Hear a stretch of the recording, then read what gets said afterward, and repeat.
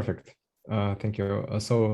Hi, everyone. I'm Rustem, machine learning engineer at Instrumental, and today I want to tell you about how to build scalable end-to-end deep learning pipelines in the cloud. So first, I want to start with takeaways for this talk. Basically, here I will cover AWS Cloud and cover all the services which you can use. And the main takeaways I want you to take here is that orchestrators are very convenient to use for building these pipelines. And you can treat these services as Lego, where basically you can use different services for different tasks, and it will always depend on your context. And it's very easy to deploy this kind of services, so you can even do it for research projects. So first, let's take a look at how the usual data science process looks like. Probably similar to what the previous speakers showed you. Basically, we start with business understanding, trying to define our objectives and data sources. Next, we get data, which we need to explore, update, and clean. Next, we actually do research part, choose features which we are using, create and train the model. After that, we deploy it. And finally, we get feedback from the customer. But actually, the last three steps is a very iterative process, and we want to get feedback from customer as early as possible so that we can update model or introduce new data sources if needed. And it poses several challenges. So first of all, we want to start early and get feedback as early as possible. Second, we want to be flexible in case we change our model architecture or introduce new data source. And finally, we want to be able to integrate our machine learning pipeline with existing production infrastructure so that we can actually serve predictions to the customer. So I will cover how we can use different cloud services and particularly serverless approach. So here you can see different ways of deploying your application. On the left, with the whole stack. On the left, you will see on-premise, where we control the whole stack from hardware to code. And then you can see infrastructure as a service, container as a service, function as a service, and so on. So with function as a service, basically, almost all the stack is controlled by vendor, and we only control code. So in my case, I will treat everything between container as a service and function as a service as serverless, because it's a wide term.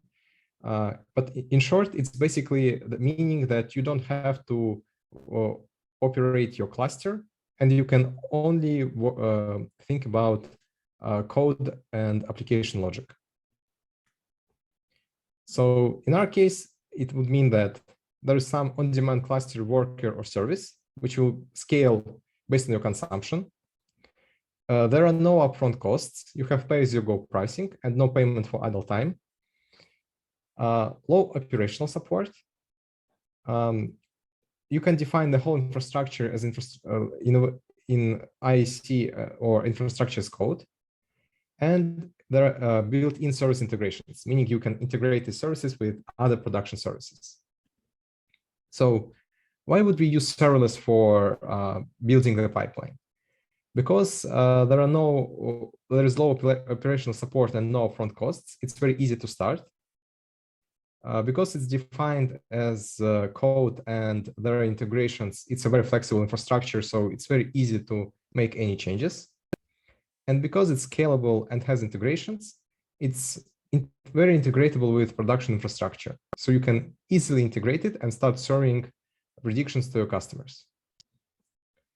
So when you're defining deep learning or machine learning pipeline, there are three main steps which you need to take into consideration: data preprocessing, model training, and model inference.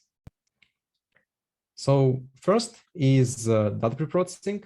In short, we just need to do the ETL, aka get data from different sources and transform it. Challenge here is that you may need to combine different frameworks and libraries or even languages. and you will need to be able to scale based on load. And you may need to combine different types of processes, like heavy processing with multi-CPUs or multiple workers, and so on. Next is training, where we basically need to train and publish the model and potentially check multiple sets of high parameters, or have some semi-automatic logic, which I will cover later. The challenge with making automatic training process is that, first of all, GPU instances are pretty expensive. So that's one challenge. And second is, compared to usual software engineering, training model has a lot of uncertainty. So automating it fully is always a challenge. And finally, with inference, although like the task itself is fairly simple, we have a model which we trained, and now we just need to make predictions. There are multiple challenges because now this part is heavily integrated with production. And we have to adhere to production requirements, which is latency, load, and cost. But we need to be able to handle multiple frameworks, model versioning, in case we need to organize rollout of the new model. And finally, we may need to, in the case we have multiple models, implement custom logic for choosing the result. So first, now we covered the main steps of the end-to-end pipeline. So now I want to cover AWS services, which we have at our disposal. And then we can go over how these AWS services could be used for implementing these steps. So first, I want to dig more into compute and basically how we can actually run our code. So in this case, there are two main implementations which would be interesting to us. It's container as a service and function as a service. Something similar to what we covered before, it's a kind of like an on-demand cluster worker, which will scale based on your consumption. And you just need to define code and launching configuration and nothing else. So you don't need to manage cluster at all. When you have there are multiple services which do that, and they are kind of different in how they do this stuff. For example, with AWS Batch, which is basically managed cluster. So you still have a cluster. It's just that you don't manage it by yourself. It's AWS Batch, which handles cluster for you. There is Fargate and SageMaker, which would start one VM per job. And there is AWS Lambda, which would start one worker per job. So now let's take a look at each service in more detail. So AWS Batch is fairly straightforward. It just handles a cluster and job queue, and you submit jobs to this service, and based on amount of jobs it has in the queue, it will scale the cluster up or down. And you just need to define compute environment. That's it. So here, although it's very straightforward and it's very flexible because it basically can work with all instances which you can do cluster with, you will have some idle time because it takes some time to start the machine, and after the job is completed, it will keep the machine online for some time. Next is Fargate, which is closer to a perfect container as a service thing, which would start one VM per job. And it can be used for both on-demand processing for a synchronous long-running job, but also as a scalable web server. And Fargate can only use customizable CPU instances. Next, we'll go to SageMaker. With SageMaker, SageMaker is actually a family of services. So it has two services which can run containers. One is processing jobs, which basically just starts VM per job and can only be used for on-demand processing and specific ML instance types. The main advantage, it can actually mount S3 buckets as disks. So in your code, you don't need to download and upload files to S3. Next, training jobs. Basically, container as a service, which very similar to previous one. The main difference is it can basically run GPU tasks and particularly focused on training. It will handle a lot of things for you, like monitoring your training, checking different hyperparameters, data import and model export, and so on. And also it can run distributed training in case you need to run your training job on several machines.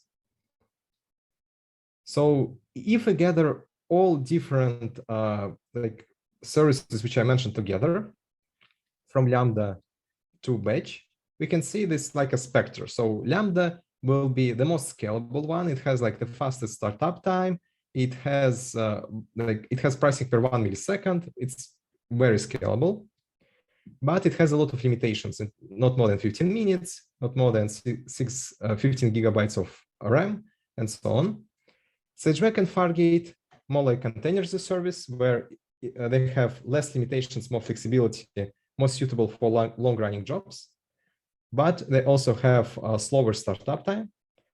And finally, we have Batch, which has the most flexibility and perfect for long-running jobs, but it has the slowest startup time. And it has, although its pricing is per 1 second, the minimum is 1 minute. So if job takes less than 1 minute, you still pay for the full minute.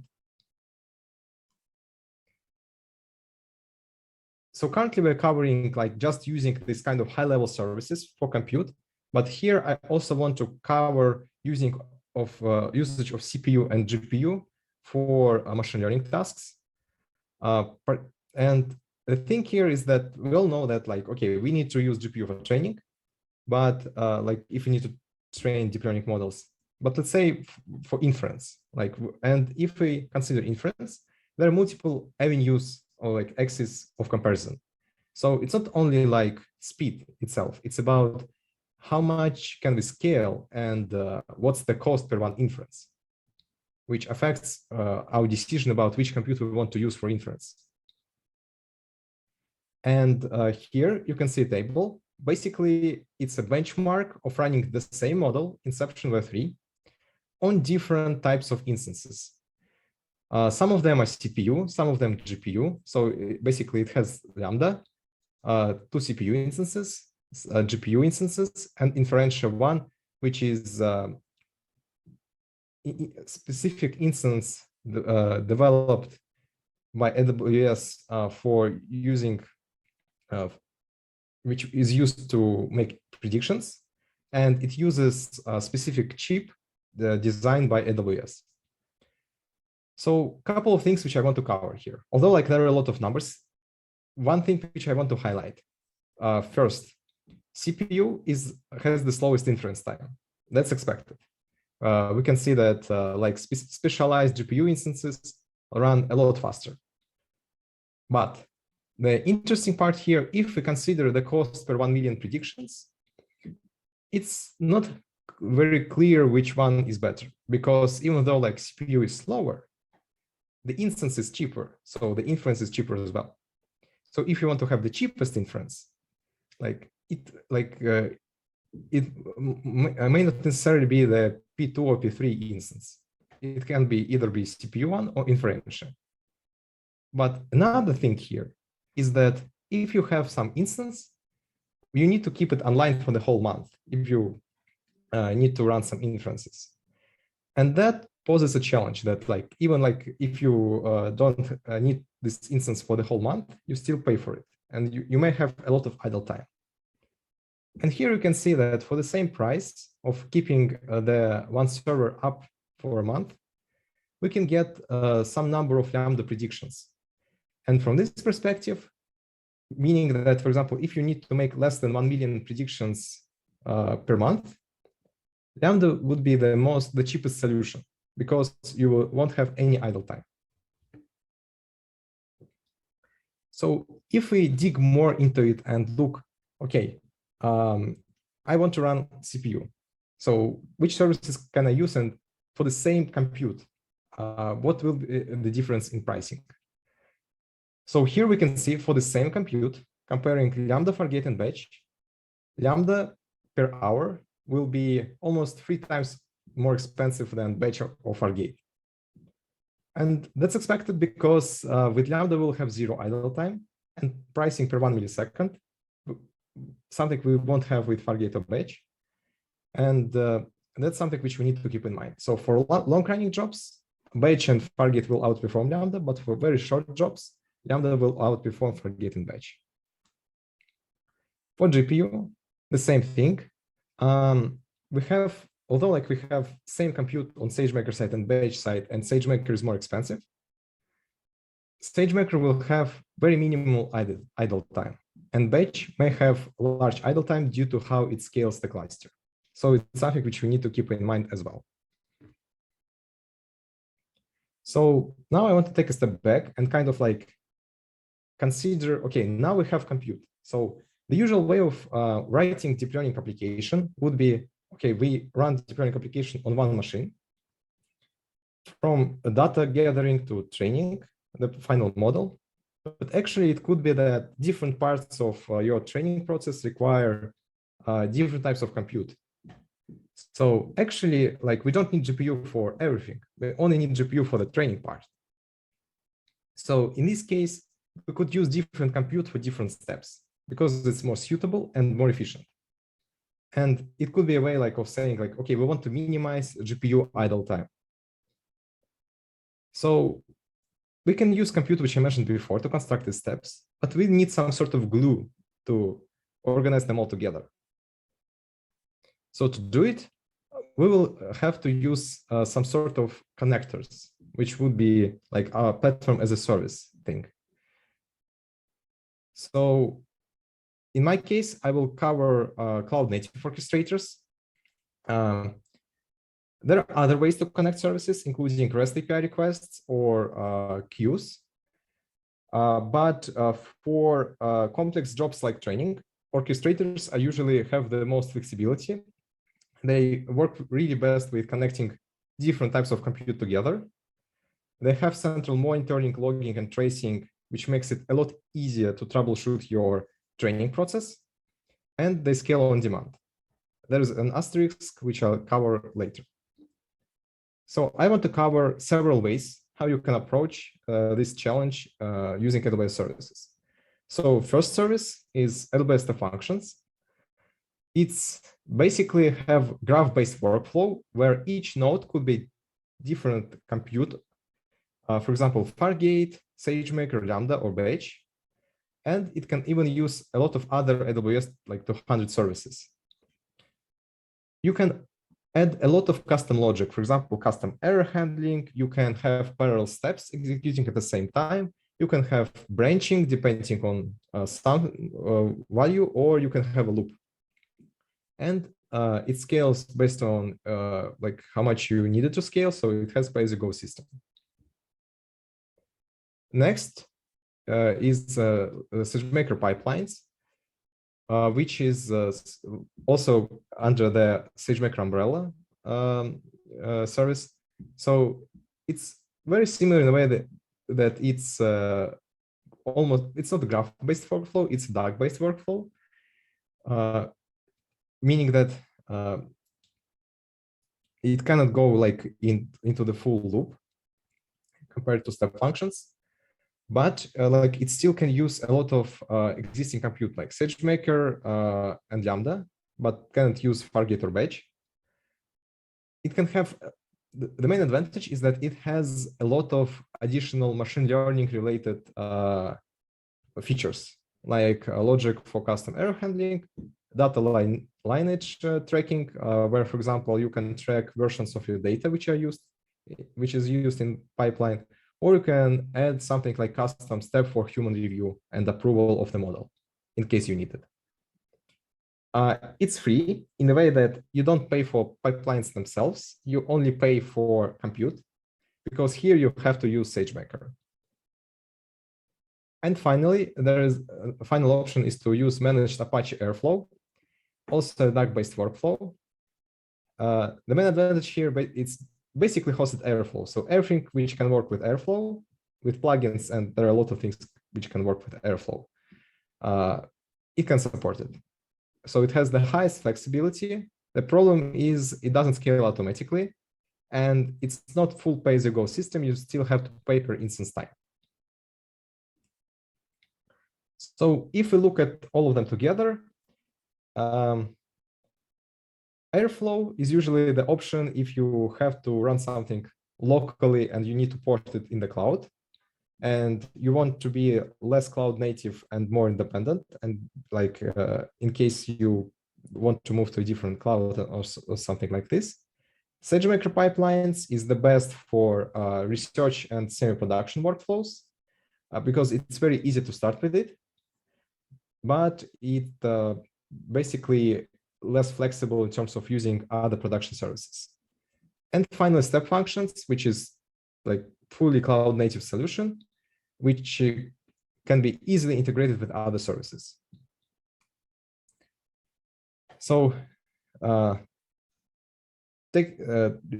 we covered different services. So here I want to define our serverless approach to design and build deep learning pipelines.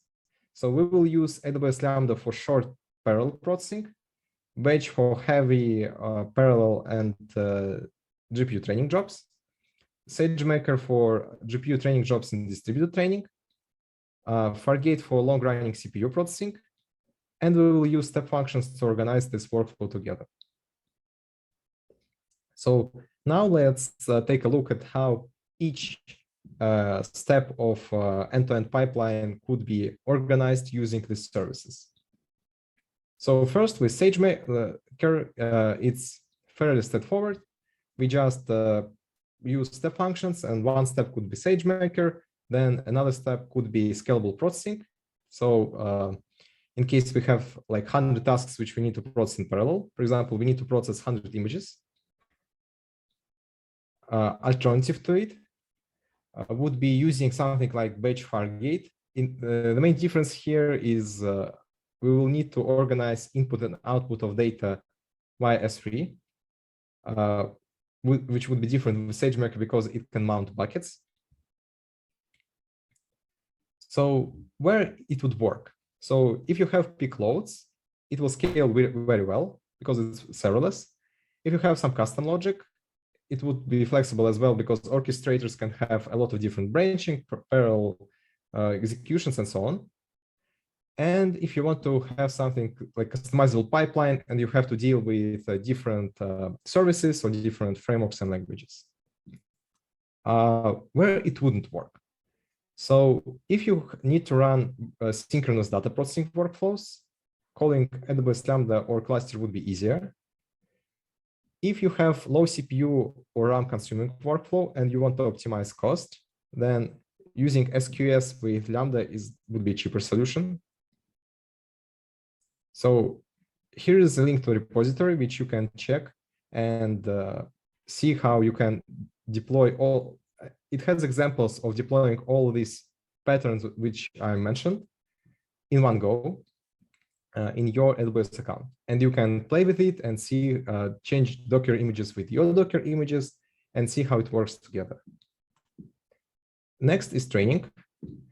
With training, one way we can just use SageMaker. The advantage, it's very straightforward, very easy to deploy, handles a lot of things for you, like model, expert input data, and so on, high parameter optimization, distributed training. So it's very easy to start with. But in case you need more flexibility, you can use Batch. With Batch, you will need to handle like things which I mentioned are handled automatically. You will need to implement them by yourself, like high parameter checking, or model checkpointing, and so on. But because you have more flexibility, you can use more different instance types and can add more logic here.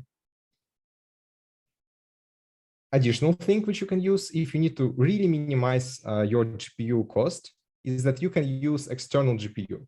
It could be either your on-prem GPU or another service with cheaper GPUs. In this case, preprocessor step will prepare data in S3. External GPU will receive task, download data, train the model, and then upload the model back. And handler will proceed with publishing the model. This is basically an effective way of integrating your external GPU with your production infrastructure. So where it would work best? If you have peak loads and you need to be able to scale automatically, if you need to run very occasional training jobs and you want to minimize idle time, or you have some specific custom logic which you need to implement, or you need to integrate with external infrastructure, where it wouldn't work. So if you have short running synchronous model training workflows, in this case, using cluster would be easier because step functions by default don't support synchronous workflows. They only work with async ones. If you need to maximize training speed, in this case, using cluster is also faster because you don't have any startup time. So this part as well. And finally, also same repository which I mentioned before, which has examples of the patterns which I mentioned. And finally, deep learning inference. So first, I want to kind of show how the usual classic like cluster architecture looks like. Here is like you have your usual ECS cluster with instances, auto-scaling group, which would basically handle how your cluster will scale based on the traffic, and obviously load balancer, which would basically transfer all requests to different instances and handle the load. And basically, yeah, and this would be very basic. Compared to this architecture, using serverless for making predictions is a lot simpler. As you can see here, it's just two services: API gateway to handle requests and Lambda. That's it. Alternatively, if we need to make batch predictions, we can use SQS, which is queue service, with Lambda, and that would allow us to make batch predictions. And finally, we can connect queue to step function, which would run the predictions. And here's the example where it would work best. So in case we have some custom logic in our prediction process, and we need to have some custom, for example, prediction A, prediction B, and we want to be able to either do A/B testing or multi-armed bandit logic to roll out new models, we can use it to do it in a scalable way. The main challenge when you use serverless for making predictions is how you can actually import the model. So there are two options here. You either import model from S3 in case you have large frameworks, or in case you have specific inference frameworks like TF-Lite, Onyx, or OpenVINA, you can put models within package. Now with Docker support Docker support within Lambda, it's easy to put model within the package, but there is an added challenge that it takes some time to load the model from within the package, which you have to keep in mind. So if we compare different frameworks with different Lambda configurations for basically and benchmark like how they would work with Inception V model, we can see like what's the speed and the cost. I want to highlight two main things here. So first is that when we give more CPU to Lambda, we will get faster inference. So there is a way for us, like the more CPU we give to Lambda, the faster inference we get. But we also get more expensive inference cost. And this is something which we can see with Onyx, for example, or other like examples where we have to balance basically cost and speed, where if we choose better speed for your prediction, it could mean that you have higher cost, but not always. So it's something which you have to keep in mind. And my only suggestion is that you need to always benchmark different approaches, different frameworks, and different Lambda configurations to find the most optimal point for you. Another comparison with Lambda, there is also during previous year, there was introduced Graviton 2 support, which is ARM-based chip also developed by AWS, which has some advantages if you need to run some machine learning training or inference workflows. So here you can see benchmarks done for training SVM classifier on some data. Basically, the thing which I want to show you here is that Graviton 2, not only it can be faster, it also cheaper per second than usual x86 based Lambda. So in this case, basically, it gives better price performance and speed performance than usual Lambda. So it's additional avenue to keep in mind when you test your configurations. So just to summarize the life hacks for serverless inference, there are two main parts here: storage and architecture. With storage, it's about where you store the model, and you can either store it in EFS, S3, or package. You can optimize storage by storing only part of the model, or download model in parallel from S3. With architecture, it could be useful if you can keep different layers on different lambdas and chain them together. You can balance RAM timeout or Graviton 2 to understand whether it gives you performance in both speed and cost. So as always, so how do you know if this works for you? If you have some pet project or just a simple MVP, works best because no upfront costs, very simple architecture, very easy to deploy. If you have simple model, this architecture is useful because it can reduce your costs, because you don't need to manage cluster, and it will always scale based on your load. And finally, if you have peak loads and it's hard to manage clusters to manage these peak loads, then Lambda will work as well. But I also want to cover where it wouldn't work.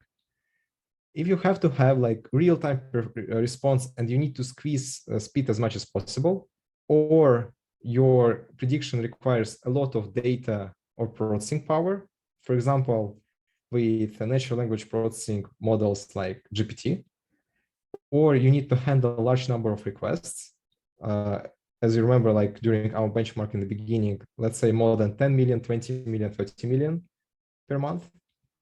In this case, cluster could be a more suitable approach, but it's something which you need to benchmark and test as well. So here are links to two repositories which contain packages for AWS Lambda and Google Cloud Functions with different libraries for deep learning and machine learning, which make it easy to start to test your models on your infrastructure. So to summarize, these orchestrators together with this serverless compute make it very easy to organize your pipeline. And it's very flexible, and you can use different services together to do it.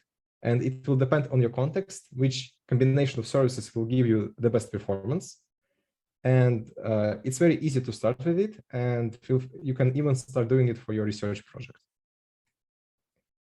So thank you very much for your time.